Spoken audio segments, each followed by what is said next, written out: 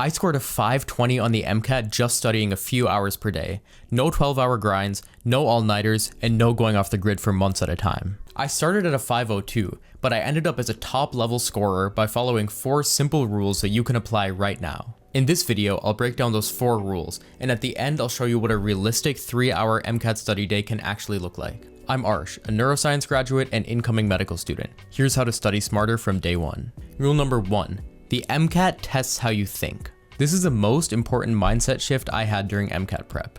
The MCAT does not test incredibly advanced science. If you've taken most of the pre-med classes, you've already learned science in way more detail than the MCAT expects. The hard part is that the MCAT takes a simple idea and wraps it in a dense, complex passage. You'll get a passage with 5 enzymes, 3 genes, a complex diagram, and a laser on a train for some reason. But underneath all that, the question is asking something simple, like the protein structure of one of the enzymes, and you can basically ignore everything else. The MCAT loves doing this. It hides simple relationships with scientific names that you haven't heard before, and tests if you can stay calm and follow basic principles. This is why students who only focus on content review often plateau. They memorize the facts, but when those facts are put into a passage and new information is added, they freeze. They reread every sentence, they highlight too much, and they try to understand every small detail of the passage. You do not need to understand every detail. You just need to know what the question is really asking. Sometimes that means recognizing a basic positive feedback relationship, or an amino acid charge, or that the answer is just Le Chatelier's principle.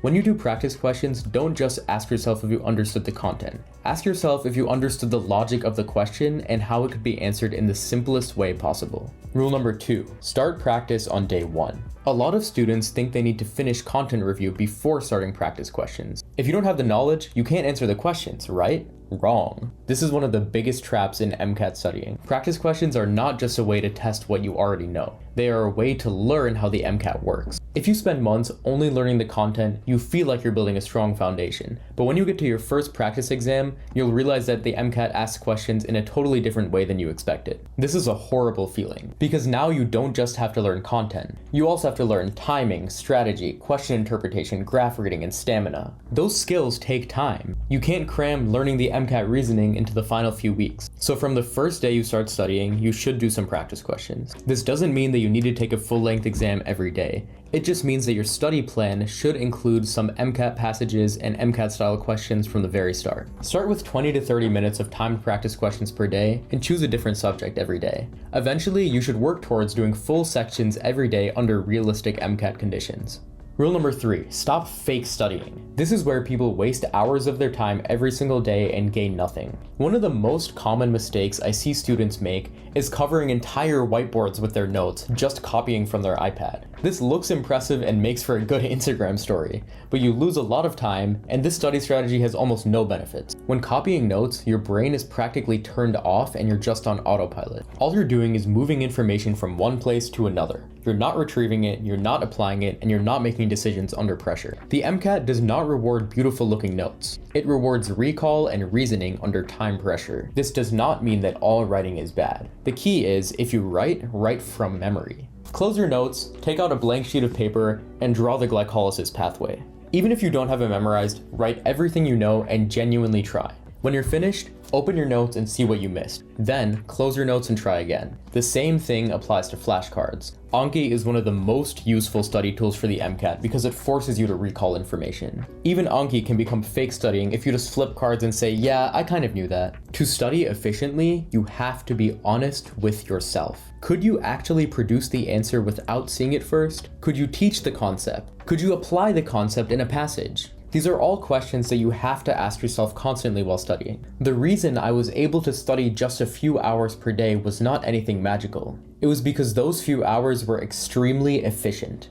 I hear a lot of people say that they have to study like 10 hours per day to get anything done. But in reality, most of the time is spent rewriting notes, watching videos passively, or browsing the MCAT subreddit. Remember that time spent studying is not the same thing as effective studying. Rule number 4. Biochemistry is king. If you're studying efficiently, biochemistry should be one of your highest priorities because it is the most important subject on the MCAT. It shows up on biology and biochemistry, of course, but it also shows up in chemistry and physics through enzymes, proteins, metabolism, and lab techniques. Luckily, there aren't that many high-yield biochemistry topics. You don't need a PhD in biochemistry, but there are a few topics that you should have down cold. The biggest example are amino acids. You should know the structures, 3-letter codes, 1-letter codes, polarity, charges, how they behave in different contexts, special properties about them. Because there will be multiple questions about amino acids on every single MCAT, and you should not have to sit there thinking,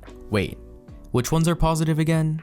The same thing applies to protein structure and metabolic pathways. These concepts show up constantly and they connect to so many different types of passages. Biochemistry is not just one subject, it's the bridge between biology, chemistry, and experimental reasoning. If you're feeling overwhelmed and don't know where to start with amino acids, protein structure, and metabolism.